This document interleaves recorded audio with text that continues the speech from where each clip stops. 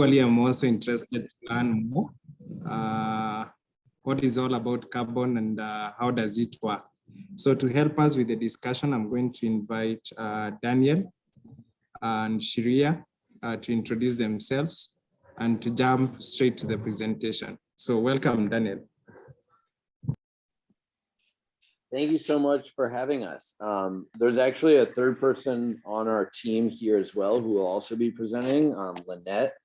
You may see her on the screen. And yeah, we'll jump right into it. I guess, Shreya, do you want to share your screen? I'm happy to share my screen. Sure, actually, why don't you just get started with that? Yeah, I think it's easier. I will share my screen. I can pull up presentation.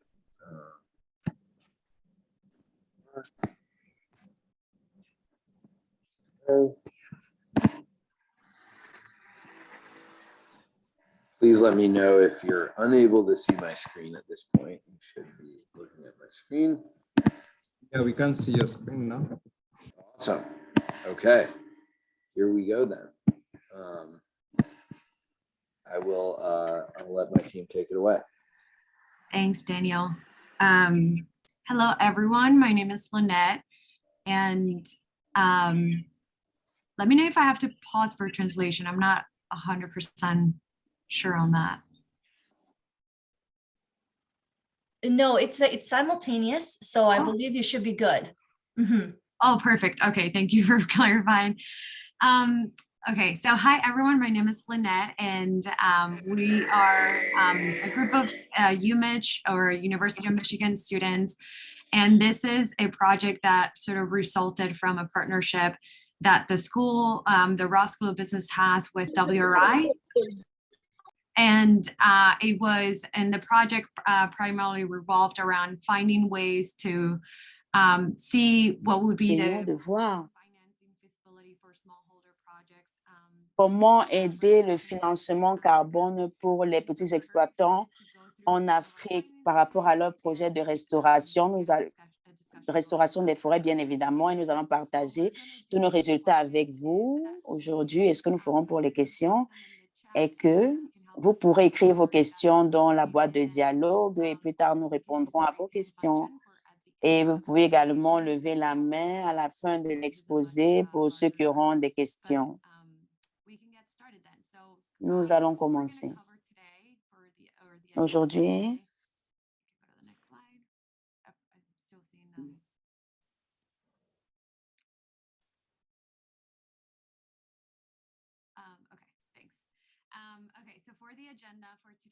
alors, ce que nous avons à l'ordre du jour, nous allons faire une introduction rapide du projet. Nous allons parler de l'étendue du projet. Quelle est l'approche que nous avons utilisée pour ce projet? Nous examinons les différentes normes par rapport au projet, les différentes certifications également. Et nous avons également utilisé le plan Vivo que nous allons présenter. Quel est le procédé pour que votre projet soit certifié? Nous allons en parler.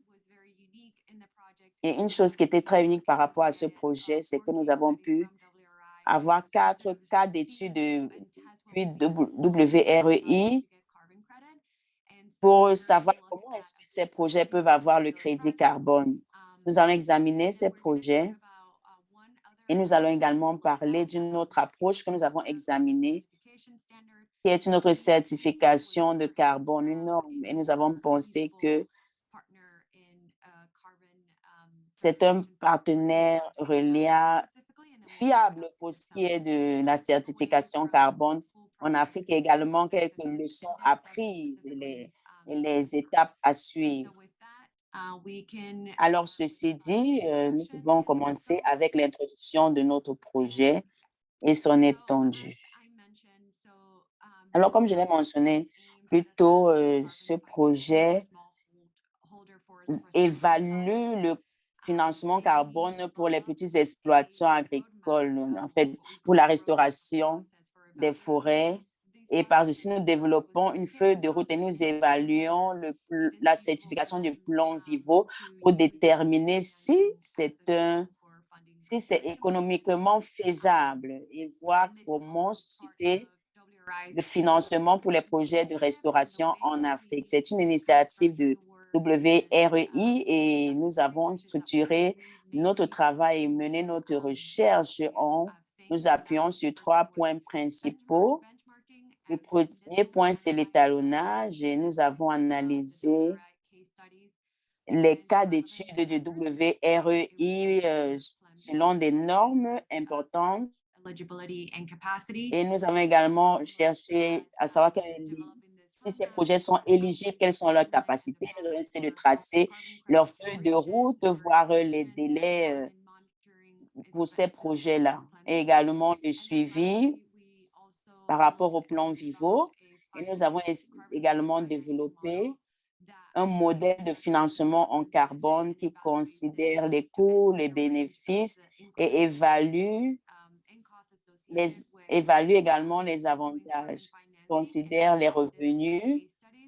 Et nous avons utilisé cela, nous avons utilisé les données que nous avons pu avoir par les différents entretiens. Nous avons pu tracer la méthodologie de recherche que nous avons fait à partir de plans Vivo. Et tout cela fait également partie de ce projet. Alors, nous allons commencer avec la première phase du projet qui était comprendre quelles sont les exigences. Et je vais passer la parole à mon collègue pour cet aperçu.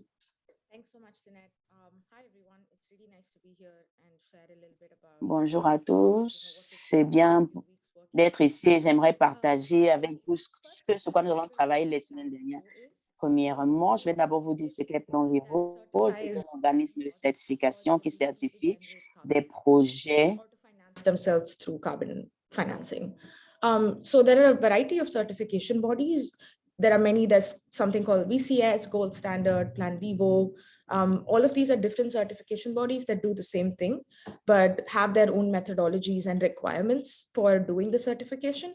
But the reason we chose Plan Vivo is because they're specifically focused on smallholder projects. And most of the projects that they've approved are also agroforestry projects, which we think is something that's very relevant for a lot of the people on this call and a lot of the projects that are funded by WRI. So there is a certification body that's focused on smallholder restoration projects, and consequently their requirements are accommodated to suit that audience. The carbon credit that's generated by a project that's approved by Plan Vivo is called a Plan Vivo certificate, PVC, which is what you see on the screen. A PVC essentially just stands for 1 ton of carbon dioxide equivalent that's been removed from the atmosphere. So, that could mean like it takes 4 trees to do that, to remove 1 ton, or it could take 1.5 trees. All of that depends on what kind of tree species that you plant. But essentially, to make things standard across all the different projects that do very different things, the common sort of standard metric is 1 Plan Vivo certificate, which is 1 ton of carbon dioxide that's removed. There are different types of PVCs, and these are issued at different stages in the project, but we'll get to that when I kind of talk about the different stages. But one important thing to note here before we jump into that process is that Plan Vivo also highly focuses on community participation and having other livelihood benefits for people, which I'm sure is the case with a lot of the projects that you all are leading. But Plan Vivo highly encourages projects to have some kind of co-benefits for the local community, for the farmers, other sources of income. How are you improving the livelihood of the farmers that you're engaging in your project?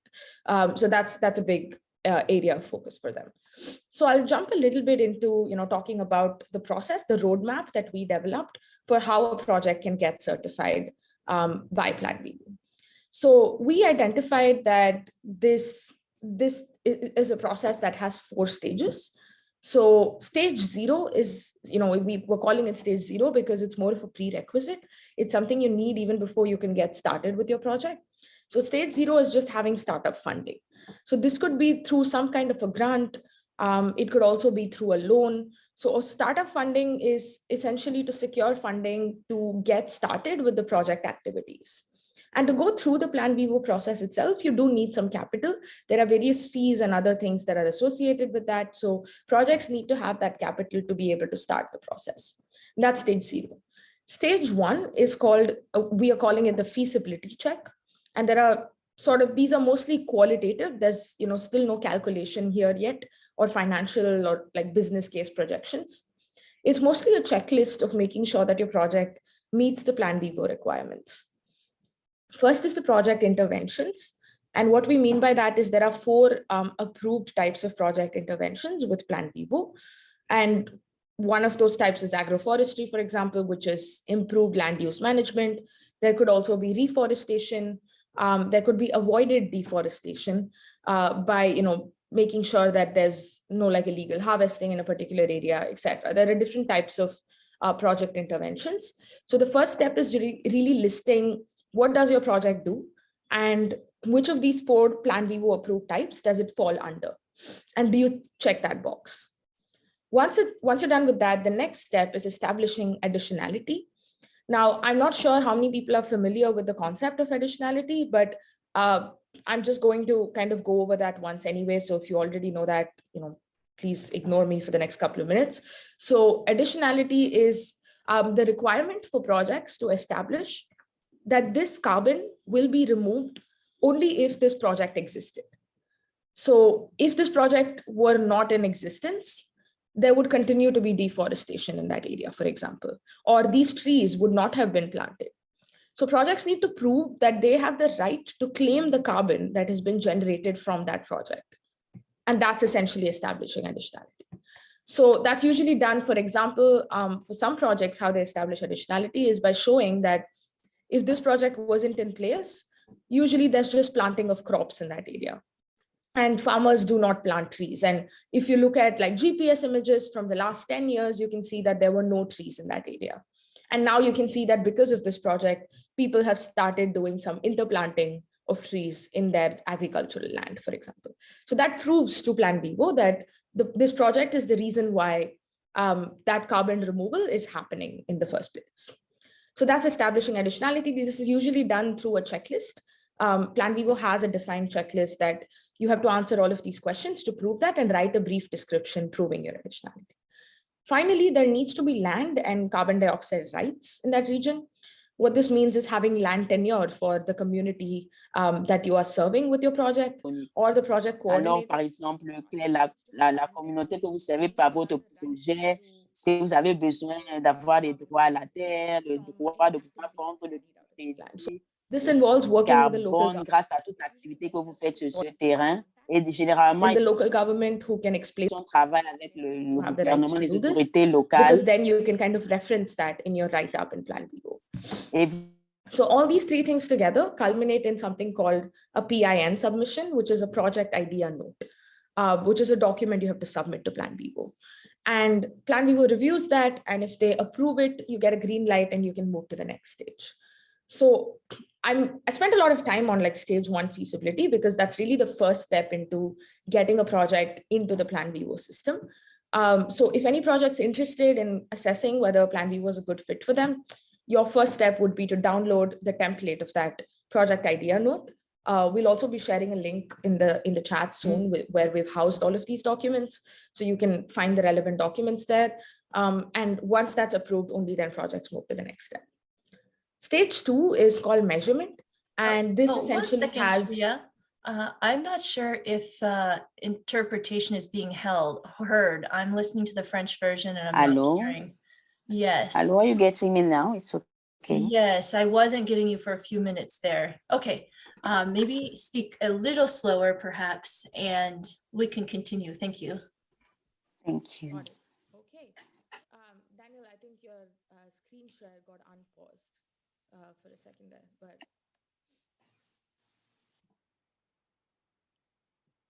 Yep, I'm back on the roadmap. Thank you.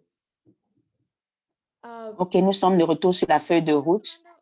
Le 4e point, c'était les droits à la terre et au gaz carbonique. Le 5e point, c'est la ligne de base du gaz carbonique. OK, you can hear me in French also? Pouvez-vous m'entendre en français? Take that to be a yes. Yes, yes. OK, c'est bon. Merci. Deuxième étape, c'est l'évaluation. Une fois que le projet est approuvé par Plan Vivo, nous passons à l'étape d'évaluation. Premièrement, vous faites l'estimation de la ligne de base du gaz carbonique dans cette zone.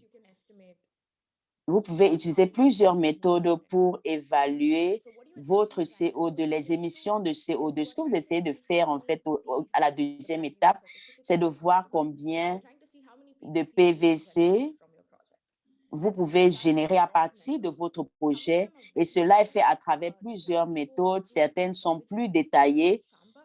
Utilisez Chamba, qui est la méthode approuvée par le plan Vivo. Chamba pour dire outils d'estimation pour les petits exploitants. Cela est extrêmement long et il y a beaucoup de détails très importants à noter. Cependant, ce que nous avons essayé de faire, c'est d'essayer de trouver d'autres alternatives pour utiliser afin de mesurer votre carbone. Vous devez juste savoir combien d'hectares de terre vous avez, combien d'arbres vous voulez planter et quelles sont les espèces de ces arbres. Et je suis certain que vous avez déjà ces détails et à partir de cela, vous pouvez facilement calculer quelle quantité de PVC vous pouvez en tirer. Cela vous dit, ceci est un processus où vous devez pouvoir évaluer le nombre de PVC que vous pouvez évaluer et vous devez également faire le PVP qui est presque pareil à l'autre document.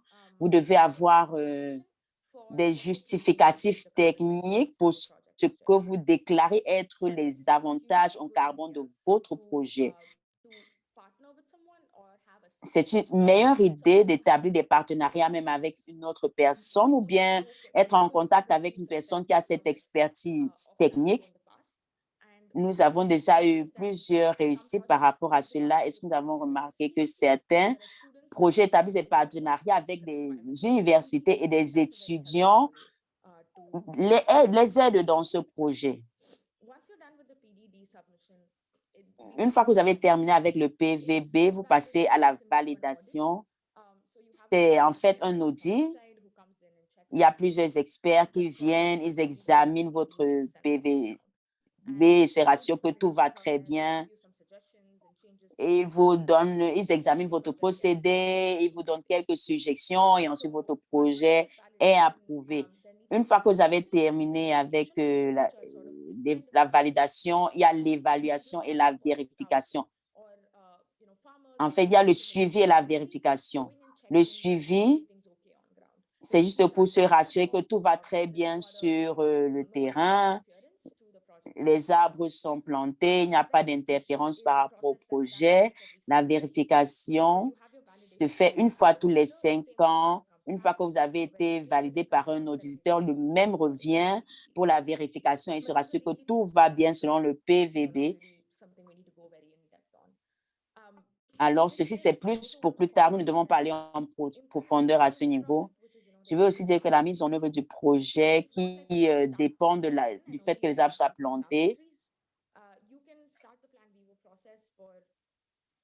Vous pouvez commencer le procédé Plan Vivo pour les arbres qui ont déjà planté il y a de cela 3 ans avant la date de début. For carbon can be realized now. So that can happen at any stage. I think we can move. So that's the roadmap. We'll share this presentation. So you will have this diagram with you. We'll also share links to all of the documents and requirements we were talking about in the chat. But I think we can move to the next. Yeah, so for this section, we're going to assess, and it's that benchmark that I mentioned at the beginning, where we looked at the 4 case studies provided by WRI, and we essentially determine whether it was feasible for them to go with Plan Vivo and meet all the requirements that Shreya just went through for the roadmap. And before we get to that, this table is showing a quick overview of the projects, so I'll just read through some of those items. All projects are in Africa. We have 2 different types of projects. We have 2 that are nonprofit, 2 that are for profit. as you mentioned, one of the interventions in Plan Vivo is agroforestry, and this is one that is common across all projects here. Another thing that I want to call out is that in this case, we have various sizes on project in terms of how many hectares they're planning to either restore or plant in the future. And we have the smaller project. It was our project D that we are we're essentially for protection, like covering the project names, but Project D, which is the smallest with 150 hectares, and then Project B, the largest with 8,000. And you see here at the bottom is the different types of trees that they're planting. And so for the most part, it's not just one kind, it's many different variations of tree species. And so moving on to what we sort of mapped as our data gap. So when we looked at the projects and compared them based on the information that we had from WRI, our research, our interviews with them, we laid out what were some still of the missing data that potentially a project could have. And you'll see at the top is a stage that we talked about for Plan Vivo. Stage 1 is that feasibility. So it's the additionality, is the legal, the CO2 rights, the legal rights. It is the project interventions. And then stage 2 measurement, it is where they're actually estimating carbon benefits and baselines and other environmental portions as well. So one takeaway that we want you to have, at least for this slide, is that only one of the projects out of the 4 we saw that was essentially ready for pursuing this certification with Plan Vivo, whereas other projects are in various different stages. Some have might have some roadblocks for the first stage. We didn't fully get an understanding if they have clear land rights, and so that's why it's sort of in that yellow status.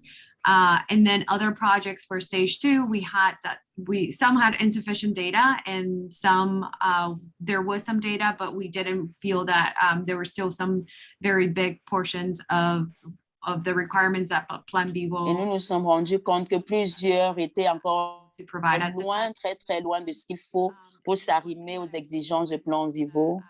Et une chose que j'ai oublié de mentionner est que pour le projet D, nous n'avons pas pu les interviewer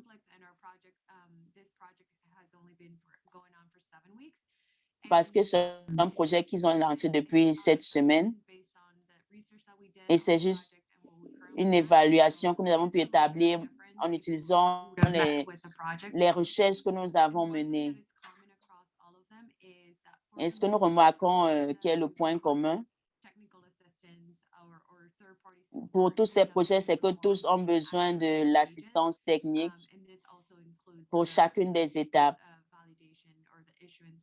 Et également au niveau de la validation pour l'étape PVC. Le seul qui n'en avait pas besoin, c'est celui qui est le projet le plus avancé parce qu'eux, ils avaient déjà eu à travailler au cadre accord et nous allons en parler dans quelques secondes et c'est la raison pour laquelle ils semblent être avancés par rapport aux autres. Alors, ceci dit, nous pouvons parler du cadre accord que je viens de mentionner comme approche alternative. Et je vais passer la parole à mon collègue pour ceci.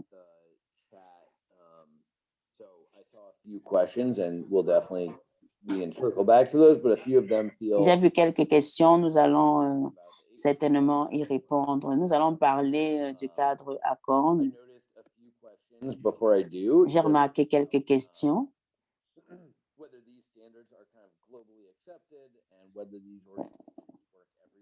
Quelles sont les normes qui sont généralement acceptées et est-ce que les mêmes normes sont appliquées partout? Plan Vivo et Accord travaillent et veulent s'étendre en Afrique.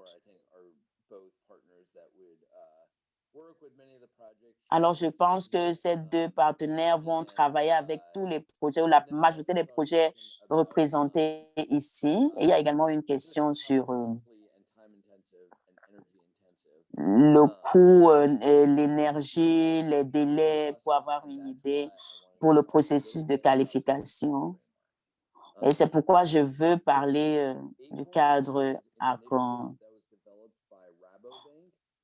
C'est une initiative. Accord, c'est une initiative qui a été lancée. J'ai mis cette image pour montrer la différence clé entre Accord et Plan Vivo. Accord joue un rôle plus central dans le processus à partir du premier jour, où les partenaires locaux veulent devenir membres de Accord jusqu'à la fin du processus. Et je vais dire davantage sur la prochaine diapo. Alors, les deux travaillent avec les petits exploitants, personnes ayant des petits projets de reboisement ou d'afforestation. Il y a juste quelques petites différences entre les deux et qui nous pousseraient à vouloir être partenaires d'Accord plus que de Plan Vivo. Une chose que vous pouvez remarquer, déjà, ça pourrait ne pas être dans le bon ordre. C'est le prix du carbone qui est très, très différent avec les deux organisations. Vous pouvez vous rendre compte que Plan Vivo, généralement, vend son PVC de 6 à 10 $ par crédit carbone. Cependant, Accord qui vend les CREU, qui ont la même valeur que les PVC, toujours 1 tonne de CO2 émise. Nous voyons que Accord, leur prix varie de 23 à 24 $. Il y a quelques raisons pour ceci et j'aimerais partager avec vous pourquoi ils peuvent vendre leur crédit carbone plus cher que Plan Vivo. La première chose est que Plan Vivo produit des crédits,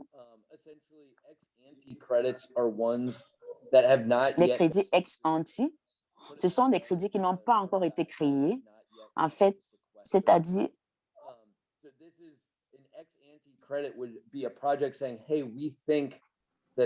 c'est pour dire que nous pensons que ce projet va permettre la suppression de telle quantité de CO2. Okay, because it has not yet been sequestered, these credits are a little higher risk. There's a chance that that carbon never actually gets captured and removed from the atmosphere. So because there's greater risk and uncertainty, you generally sell them for less money.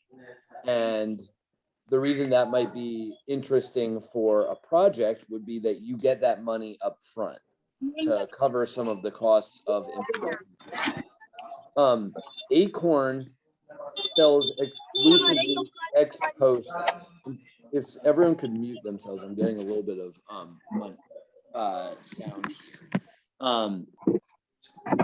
But Acorn sells exclusively ex post credits, meaning that this carbon has been fully sequestered. It's been monitored, verified, validated. And therefore, these credits represent carbon that has already been sequestered. And so you can sell them for a higher price. That being said, you're not going to receive that revenue until the carbon has been sequestered. Another reason that Acorn is able to charge a premium is that they have the backing of Rabobank, and therefore they have access to a huge pipeline of customers who are really excited to and really want to buy these credits. Plan Vivo requires that the project partner, so all of us on this call here, find buyers of the credits, right, and sells those credits. Whereas once the credits are produced for Acorn, they will sell the credits, and they will find buyers of those credits. So that's one really exciting thing about Acorn. more money for your credits, and you don't have to worry about selling those credits. The other thing that's really exciting is that Acorn removes some of that technical burden that a few of you in the chat noticed for Plan Vivo. So for Plan Vivo, it's on all of us, all the project partners, all the local organizations to establish a carbon baseline and to find someone to come in, the verification and the validation. All of that falls to the project partner. For Acorn, they have a different system. Instead, they will do all of the verification, all of the validation. They will assess the carbon sequestration.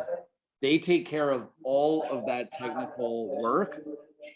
And in return, they retain 10 to 20% of the revenue from the sale of the CRUs. And so it's a different model where they are simply withholding some of the money from the sales. And with that money, they are able to provide all of the verification, all of the validation that is needed. And they use remote sensing technology. One thing to be aware of is that when Acorn moves into a new eco region or eco zone, they have to do some ground truthing, essentially making sure that the images, the remote sensing images are accurate. And they have to do some training of the algorithm. And therefore, when they move into a new eco region or eco zone, they generally want to have at least one project in the area that is 2,000 hectares or greater, or they want to see that in the near term, in the next 5 to 10 years, there is potential for all of the projects in an eco region to scale beyond 2,000 hectares. So even if there aren't 2,000 hectares currently, if there are 3 or 4 projects that all are saying they want to grow, and that combined they will get beyond 2,000 hectares, Acorn would be very interested in working with those projects. So to give a recap of these differences, both work with smallholder agroforestry and reforestation, afforestation projects to produce carbon credits. Plan Vivo produces PVCs, Acorn produces CRUs. Acorn sells their CRUs for a way higher price. And Acorn holds on to some of the revenue from the sale of the CRUs to fund all of the verification and validation and carbon baseline and carbon estimates that need to happen. Plan Vivo says, here are some people that you can work with, but it's up to you to do all of that work. So those are some of the key differences. Both have requirements for how much of the revenue goes to farmers, goes to the actual smallholders. So Acorn requires that 80%. Plan Vivo requires that 60% makes its way to the farmers. So here again, going back to those projects that Lynette just walked you through, we did some financial projections for these organizations using Plan Vivo.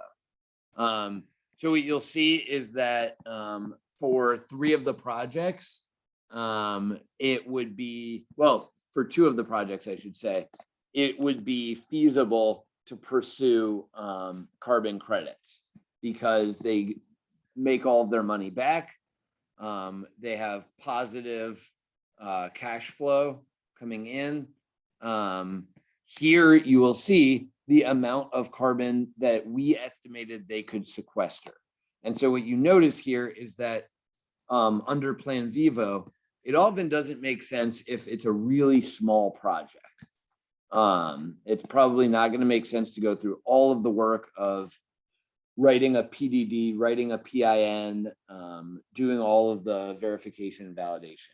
If we move over to financial projections with Acorn, you'll see that now all 4 of these projects are financially feasible in that all 4 are going to generate positive future cash flows. Okay. All of them are going to be able to pay back. You'll see there's no payback period, and that's because to pay for the work, Acorn is simply holding on to some of the revenue generated from the sale. So I will go on to the next slide. Here we have key takeaways.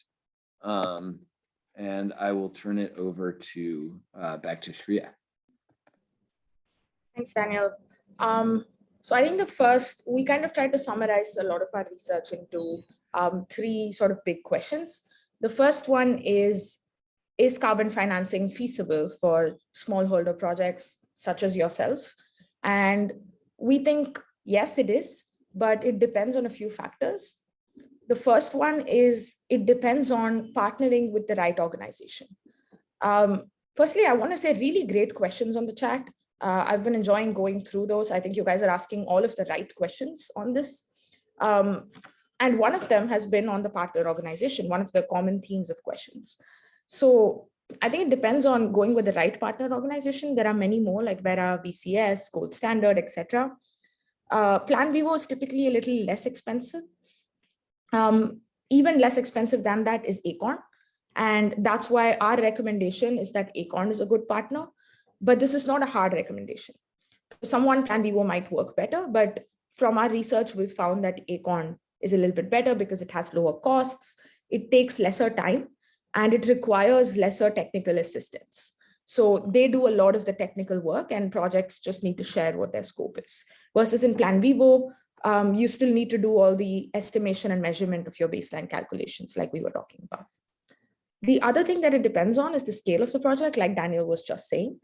In the examples that he shared, you can see that the large scale projects are the ones where it makes financial sense to do carbon financing.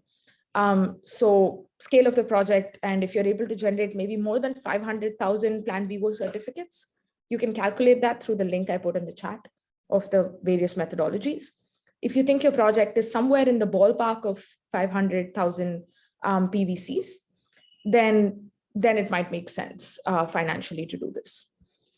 The second sort of question was, what is the incremental cost of generating, carbon credits? Because you have to pay Plan Vivo, you have to pay all of the certification agencies, etc. From our research, we found that the incremental cost is somewhere between $2 to $4 per carbon credit. So for generating one carbon credit, it roughly takes $2 to $4 US to do that. And if it's Plan Vivo, then it's usually sold at a price between $6 to $8 or $9 is the selling price of a carbon credit. So there's a profit of about $2 to $4 on each carbon credit. But this is again, given that it has the right scale. Daniel, could you just go to the third question, please? Perfect, thank you. And the final question is on what are the key challenges and roadblocks to realizing this carbon revenue? And we think there are two big roadblocks. One is, like we talked about, there's a lot of technical assistance to complete these requirements. So if you can find the right partner, if you can find a university or like a consulting company or something of that sort, that can really help. And the second big roadblock, and there was a question about this on the chat as well, is that all of these costs are front-loaded. So, for example, for submitting a document to Plan Vivo, I think there's a $750 fee for them to review the PIN document. So you need to have some kind of a loan or grant funding or a donor or some kind of financing to get started with this process.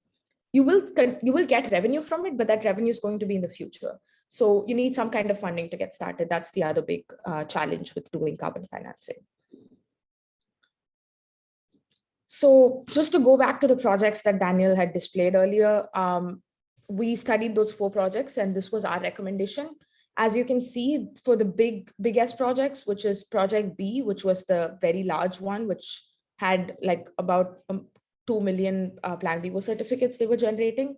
They were already in talks with Acorn, and we recommended that they should continue with Acorn. For project A, which was also about 1 million Plan Vivo certificates, we basically said that they should consider Acorn and start the process because it would be feasible for them. And we said Acorn because they didn't have a lot of technical assistance on the ground. So that's why we suggested Acorn, because they would be able to help them with all of that. Project C was too small. And so we said it's not feasible. And project D, we didn't have a chance to interview. So even though the size of the project, kind of makes sense, we didn't have more information to really give a recommendation there.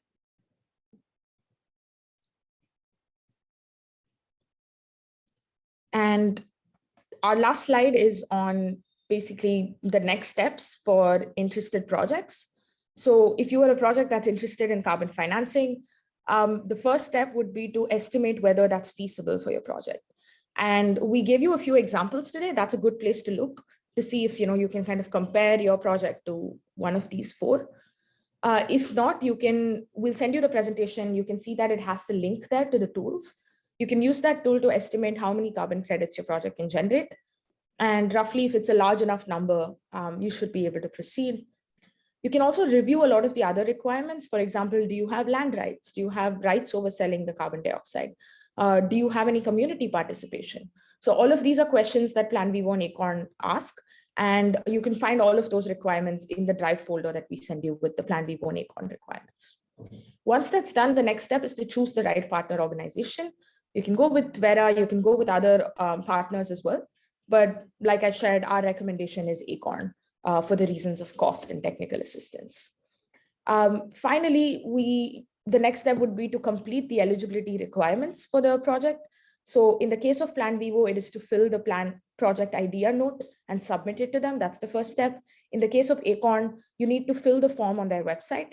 There's an interest form, so you need to fill that form and contact them, and they will send you the checklist that you need to fill for becoming an Acorn project. So you can fill that checklist, and then they will, there might be some back and forth where they tell you if there's some missing information. But that's the process for Acorn. So with that, we are actually done. Thank you so much for giving us time today, but we can now take questions. I know there's a bunch on the chat, but if you could raise hand and ask your questions through that, that's also okay.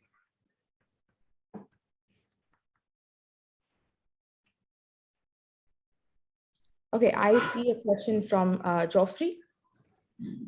Thank you very much for giving me the opportunity. Other than planting bamboo, we also use bamboo for making briquettes. So if somebody uses our briquettes, like 1 ton of briquettes, we save like 80 medium-sized trees from being cut down. So how can that be translated into carbon credit? Thank you.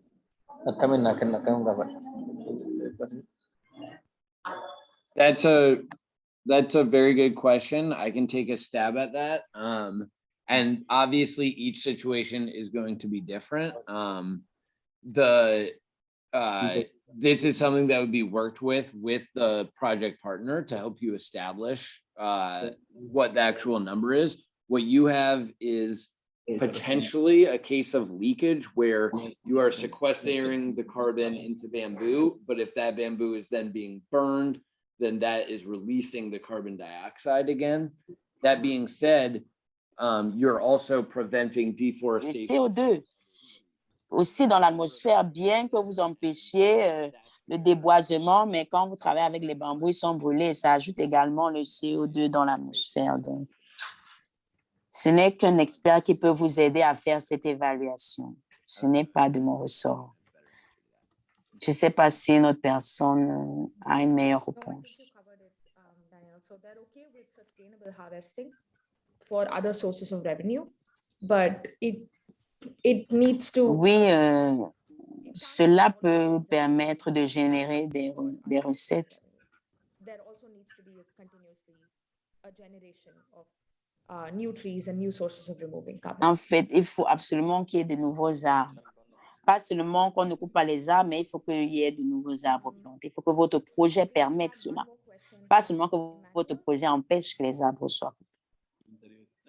Emmanuel a une question. Merci de me donner la parole. Merci pour votre présentation. Je suis Emmanuel de Zambie. Et il y a de cela les mois derniers, nous examinons le financement en carbone pour financer autant de projets que possible en Afrique. Et je suis surprise de voir que Plan Vivo soit la norme sélectionnée. Oui, il y a 28 projets.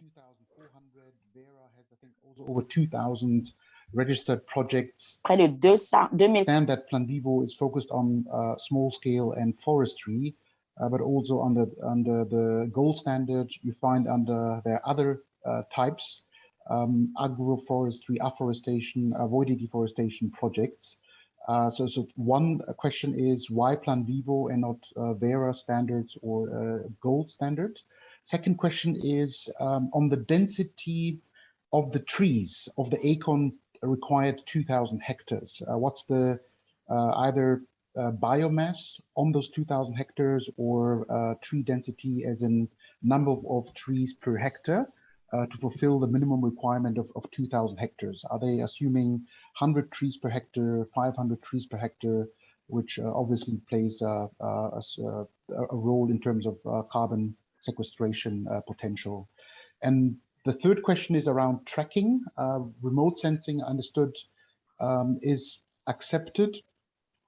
There the question would be how much on the ground validation needs to be done, and is that included in the costing? So the key question is in the estimated $2 to $4 cost, maybe you can give us a breakdown of that cost. How is that $2 to $4 compiled, and are, for example, the remote sensing and on-the-ground biomass validation verification, is that included in the costs?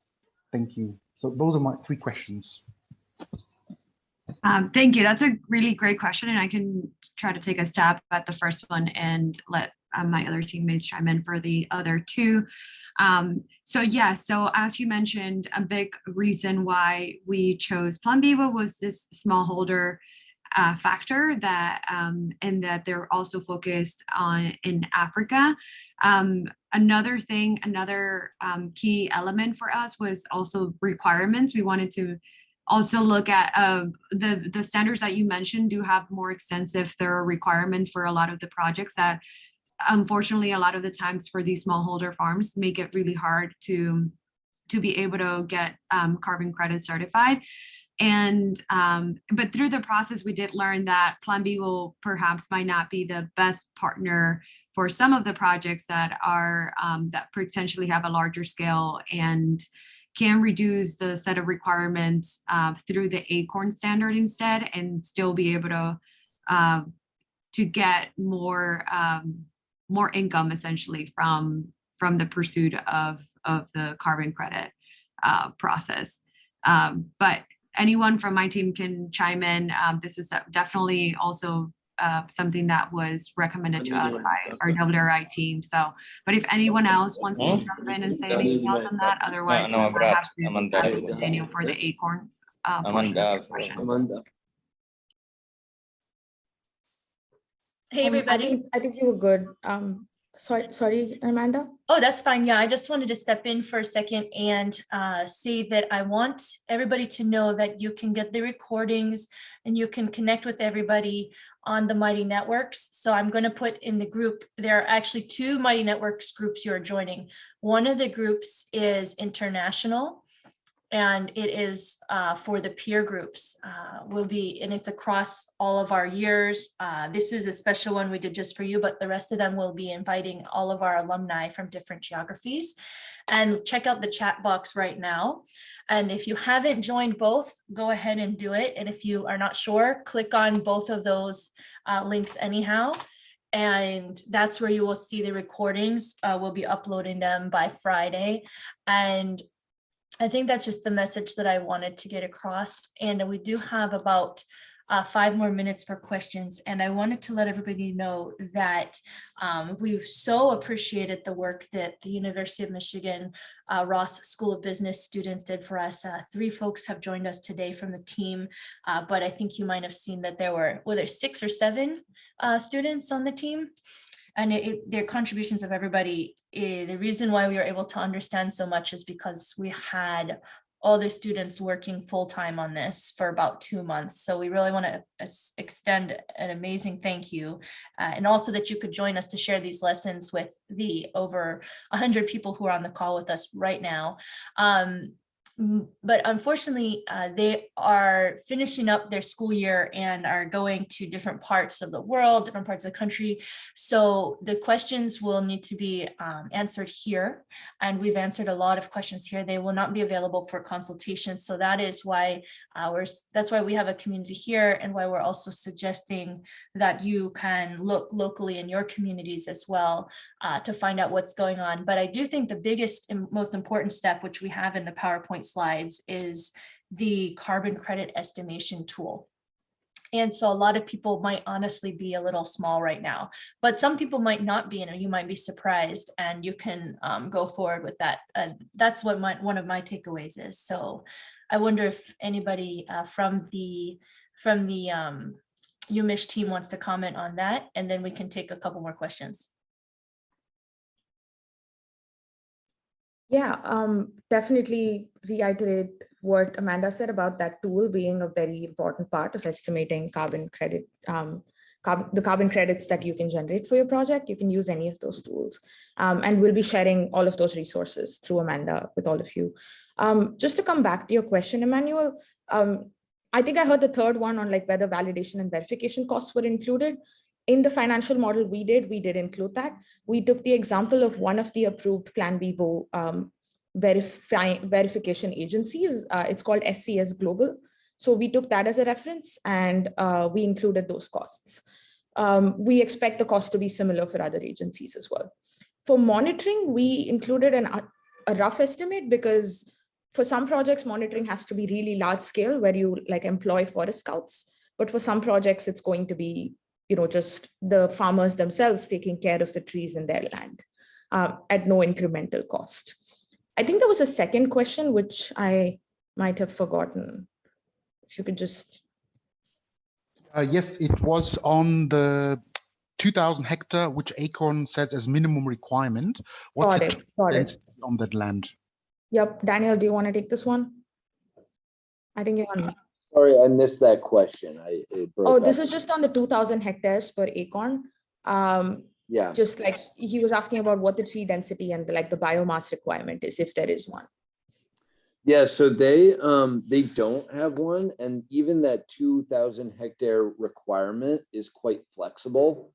As she said, what we're really looking for is when we go into a new ecoregion or ecozone, they have a lot of upfront large costs for themselves as far as training the algorithm and doing the ground truthing. And once that work happens in an ecoregion or ecozone, the hectare requirement goes away, because once they've done that work on the ground, it is a very small marginal cost for them to bring on new projects or to expand within that ecoregion or ecozone. So it really only applies to that first project in an ecoregion or ecozone. And even if the projects don't meet that 2,000 hectare requirement, if there are 3 projects working and all 3 are doing 500 hectares, but they all talk about wanting to grow in the years to come, then Acorn would be really interested in working with them, as an example. I also wanted to say a few of you have dropped in the chat questions about, we've been doing this work for so long. Here's how many trees we've planted over how many hectares. Can we get credits for that? And that gets into some of the additionality, right? If that was work that was already happening, it's hard to prove that the sale of the credit is creating this restoration work, right? Because it was happening previously anyways. I believe that Acorn and Plan Vivo, and don't quote me here, I need to double check this, but that they will go back, I think, up to 3 or 5 years, looking at historical records, but I don't think beyond that. And that's something that you would want to talk with Acorn or with Plan Vivo about. Yes, that is a little bit of a cat and mouse or chicken and egg kind of situation, of course, have to be big enough to get these credits, but hey, if you already planted all the trees, then what's the difference? But I actually do think that demonstrating your potential for growth could be really important for these agroforestry topics, because there is, I think everybody here could attest to, there's a boundary to how big you can grow, even if you have a great tree or a couple trees that you're working with, because your farmers probably aren't able to afford to learn how to plant these trees on their lands. So there really should be some additionality that should be coming out that you can prove, is what I'm thinking, or some barriers to actual growth that carbon credits can help you finance. So hopefully we'll end up working. And I think maybe I understood it correctly. There's a lot to understand here, and we are at time. So I don't know, does anybody want to take one more final question, or did anybody see a question in the box before that they felt like deserved an answer? I think we've actually covered some good ground today, but thank you all for the really great questions. We definitely enjoyed doing this, and we're happy to see that like the work we spent the last couple of months will be able to help real projects on the ground. And thanks, Amanda, for having us here. I think we've covered some good ground, so we should be good to go, and we'll share all the materials with you. Perfect. And I want to thank to our interpreter, Joelle, and Samuel, would you like to say anything before we leave? Absolutely. For me, it was actually a learning session. I've learned quite a lot. So thank you so much, Daniel, Shreya, and Lynette. For the rest of the cohort, I believe these are discussions that we can continue to engage on. I've seen Emmanuel might be conversant with the topic on carbon. So let's have those discussions on the Mighty networks. Familiarize yourself with the Mighty network and let us engage there. Otherwise, thank you so much, and I hope to see you on Tuesday, same time as we started last Tuesday, 6 to 8 Kenyan time. Yeah, just check on your calendar. I'm sure we'll be able to join. Otherwise, thank you so much, and do have a great weekend. Thank you. And what you see me trying to do is navigate to the place, but I have too many windows open, and when I maximize it, so I just wanted to show people again, just the peer groups and how you can use them. So for me, I think now you can see it. I want to make it all the way large, and then this, it's in the way. I can't even maximize my screen because this stuff is in the way. You know what you're talking about when Zoom won't let you do what you want. So there we go. So basically you've got a menu over here. And if you want to have questions, continue the conversations. Once you sign in, you go to topics, and then you'll see the different topics here. And here's our carbon credits. So all you have to do is go on that, and you can ask all sorts of questions. It's a board for you, so that you can continue it there. And besides that, go to table of contents, and you'll see everything associated with our peer groups from the schedule, which you'll see here. And then you can go to the notes and the recordings and the slides, which will be updated. And that's where you'll be able to find it. So just wanted to show that for everybody who wants to know how it works. We hope to see you there. So thanks all, everybody, and have a fantastic day. Thank you so much from Malawi. Thank you very much. Thank you, Amanda. Thanks a lot from Ghana. From Malawi. Zambia. From Ghana. Thank you very much. Deforestation is saying thank you Thanks a very lot much. from From Zambia. a lot. Thank you from Ethiopia. Thank you very much. Thank you. Thank you. Bye. Thank you, Joseph from Burundi. Emmanuel from Ghana. Thank you. Merci beaucoup, Geoffrey from Uganda. Thank you. Thank you.